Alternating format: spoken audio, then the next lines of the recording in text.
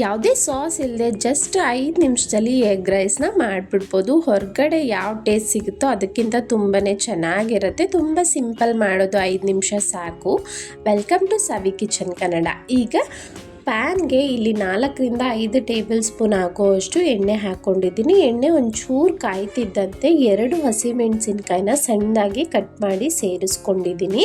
ಒಂದು medium size ಈರುಳ್ಳಿನ cut ಮಾಡಿ ಹಾಕ್ಕೊಂಡಿದ್ದೀನಿ. ನಾನಿವತ್ತು ಇಬ್ಬರಿಗಾಗೋಷ್ಟು ಮಾಡ್ತಿದ್ದೀನಿ. ನೋಡಿ, ಈರುಳ್ಳಿ ಎಲ್ಲ ಟ್ರಾನ್ಸ್ಪರೆಂಟ್ ಆಗಬೇಕು, ಅಲ್ಲಿ ತನಕ 1ರಿಂದ 2 ನಿಮಿಷ ಫ್ರೈ ಮಾಡ್ಕೊಳ್ತಾ ಬರೋಣ. ಸುಮಾರು 1 ನಿಮಿಷ ಫ್ರೈ ಮಾಡಾದಮೇಲೆ ಇಲ್ಲಿ ಒಂದು 4ರಿಂದ 5 ಎಸಳು ಬೆಳ್ಳುಳ್ಳಿನ ಕಟ್ ಮಾಡಿ ಸೇರಿಸ್ಕೊಂಡಿದ್ದೀನಿ. ಫ್ರೆಶ್ ಆಗಿರೋವಂಥ ಹಸಿ ಕರಿಬೇವಿದ್ರೆ ಹಾಕ್ಕೊಳ್ಳಿ, ತುಂಬ ಒಳ್ಳೆ ಫ್ಲೇವರ್ ಕೊಡುತ್ತೆ. ನೋಡಿ, ಈರುಳ್ಳಿ ಎಲ್ಲ ಗೋಲ್ಡನ್ ಬ್ರೌನ್ ಆಗ್ತಿದ್ದಂತೆ ಇಲ್ಲಿ ಒಂದು ಸಣ್ಣ ಟೊಮೆಟೊನ ಕಟ್ ಮಾಡಿ ಹಾಕ್ಕೊಂಡಿದ್ದೀನಿ.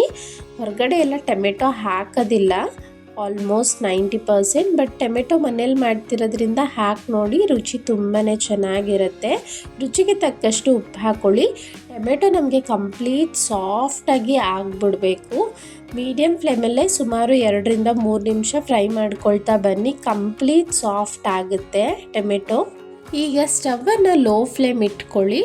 1 ಟೀ ಸ್ಪೂನ್ ಆಗೋಷ್ಟು ಖಾರದ ಪುಡಿ, ಅರ್ಧ ಟೀ ಸ್ಪೂನ್ ಆಗೋಷ್ಟು ಗರಂ ಮಸಾಲ, ಅರ್ಧ ಟೀ ಸ್ಪೂನ್ ಆಗೋಷ್ಟು ಪೆಪ್ಪರ್ ಪೌಡರ್, ಅರ್ಧ ಟೀ ಸ್ಪೂನ್ ಆಗೋಷ್ಟು ಜೀರಿಗೆ ಪುಡಿ ಹಾಕಿದ್ದೀನಿ.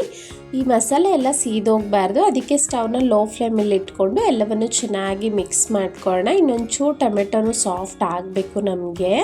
ಕಂಪ್ಲೀಟ್ ಈ ರೀತಿ ಆದಮೇಲೆ ನಾನಿಲ್ಲಿ 3 ಮೊಟ್ಟೆನ ಒಡೆದು ಹಾಕ್ತಾಯಿದ್ದೀನಿ. ಈ ರೀತಿ ಮೊಟ್ಟೆ ಹೊಡೆದ್ಮೇಲೆ ಇಮಿಡಿಯೇಟಾಗಿ ಅದನ್ನು ತಿರುಗಿಸೋದಕ್ಕೆ ಹೋಗಬಾರ್ದು. ಒಂದು 30 ಸೆಕೆಂಡ್ಸ್ ಗ್ಯಾಪ್ ಬಿಟ್ಟು ಈ ರೀತಿ ನಿಧಾನಕ್ಕೆ ನಾನು ವಿಡಿಯೋದಲ್ಲಿ ತೋರಿಸ್ತಿರೋ ಥರ ಮಿಕ್ಸ್ ಮಾಡ್ಕೋಬೇಕು. ಆದಷ್ಟು ಎಗ್ಸ್ನ ಜಾಸ್ತಿ ಹಾಕ್ಕೋಬೇಕು. ನಾನು ಇಲ್ಲಿ ಇಬ್ಬರಿಗೆ 3 ಮೊಟ್ಟೆ ಹಾಕ್ಕೊಂಡಿದ್ದೀನಿ. ಇನ್ನೂ 1-2 ಮೊಟ್ಟೆ ಹಾಕ್ಕೊಂಡ್ರೂ ಟೇಸ್ಟ್ ತುಂಬಾ ಚೆನ್ನಾಗಿರುತ್ತೆ. ಇದಕ್ಕೆ ನೀವು ಇನ್ನೂ ಸಣ್ಣದಾಗಿ ಕಟ್ ಮಾಡಿ ಕ್ಯಾಪ್ಸಿಕಮ್, ಕ್ಯಾರೆಟ್ ಬೇಕಾದರೂ ಹಾಕೋಬೋದು. ಮನೆಯಲ್ಲಿ ಅನ್ನ ಏನಾದರೂ ಉಳಿದಿದ್ರೆ ಈ ರೀತಿ ಟ್ರೈ ಮಾಡಿ ನೋಡಿ, ತುಂಬಾ ಚೆನ್ನಾಗಿರುತ್ತೆ. ಮೊಟ್ಟೆ ಎಲ್ಲ ಚೆನ್ನಾಗಿ ಫ್ರೈ ಆಗಿದೆ. ಈಗ ಇದಕ್ಕೆ ಉದ್ರುದ್ರಾಗಿ ಮಾಡಿಟ್ಕೊಂಡಿರೋ ಅಂಥ ರೈಸ್ನ ಹಾಕ್ಕೊಳ್ಳಿ. 1/4 ಟೀ ಸ್ಪೂನ್ ಪೆಪ್ಪರ್ ಪೌಡರು, ಹಾಗೆ 1/4 ಟೀ ಸ್ಪೂನ್ ಆಗೋಷ್ಟು ಗರಂ ಮಸಾಲ ಹಾಕ್ಕೊಳ್ತಾ ಇದ್ದೀನಿ. ಇದು ಸ್ಪೈಸಿಯಾಗಿರಬೇಕು ಅಂತ ಹಾಕಿದೆ ಅಷ್ಟೇ. ನೀವು ಮೊದಲೇ ಹಾಕಿರೋದ್ರಿಂದ ನಿಮ್ಮ ರುಚಿಗೆ ತಕ್ಕಂತೆ ನೋಡಿಕೊಂಡು ಬೇಕು ಅನಿಸಿದ್ರೆ ಮಾತ್ರ ಹಾಕ್ಕೊಳ್ಳಿ. ರೈಸ್ ಹಾಕಿದ್ಮೇಲೆ ಸ್ಟವ್ನ ಹೈ ಫ್ಲೇಮಲ್ಲಿ ಇಟ್ಕೊಂಡು ಜಸ್ಟ್ 1 ನಿಮಿಷ ಚೆನ್ನಾಗಿ ಫ್ರೈ ಮಾಡ್ಕೋಬೇಕು. ಹೈ ಫ್ಲೇಮಲ್ಲಿ ಫ್ರೈ ಮಾಡೋದ್ರಿಂದ ನಮ್ಗೆ ಆ ಸ್ಮೋಕಿ ಫ್ಲೇವರ್ ಅನ್ನೋದು ಬರುತ್ತೆ, ತುಂಬ ಒಳ್ಳೆ ಟೇಸ್ಟ್ ಕೊಡುತ್ತೆ.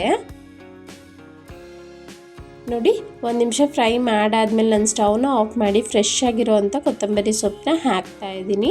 ನೋಡಿ, ಬಿಸಿ ಬಿಸಿ ಎಗ್ ರೈಸ್ ಸರ್ವ್ ಮಾಡಿ ನೋಡಿ. ಯಾವುದೇ ಸಾಸ್ ಬೇಡ, ಹಾಗೆ ತಿನ್ನೋದಕ್ಕೆ ಸೂಪರ್ ಟೇಸ್ಟಿಯಾಗಿರುತ್ತೆ. ನೀವು ನೈಟ್ ಡಿನ್ನರ್ಗೆ ಅಥವಾ ಈವ್ನಿಂಗ್ ಮಕ್ಕಳು ಸ್ಕೂಲಿಂದ ಬಂದಾಗೆಲ್ಲ ಮಾಡಿಕೊಡಿ, ತುಂಬಾ ಖುಷಿಪಟ್ಟು ತಿಂತಾರೆ. ಸವಿ ಕಿಚನ್ ಕನ್ನಡಗೆ ಯಾರೆಲ್ಲ ಸಬ್ಸ್ಕ್ರೈಬ್ ಆಗಿಲ್ಲ, ಪ್ಲೀಸ್ ಈಗಲೇ ಹೋಗಿ ಸಬ್ಸ್ಕ್ರೈಬ್ ಮಾಡಿ. ಈ ವಿಡಿಯೋ ಇಷ್ಟ ಆಗಿದರೆ ನಿಮ್ಮ ಫ್ಯಾಮಿಲಿ ಫ್ರೆಂಡ್ಸ್ಗೆ ಶೇರ್ ಮಾಡಿ, ಹಾಗೆ ಲೈಕ್ ಮಾಡೋದನ್ನು ಮರಿಬೇಡಿ. Thank you so much for watching.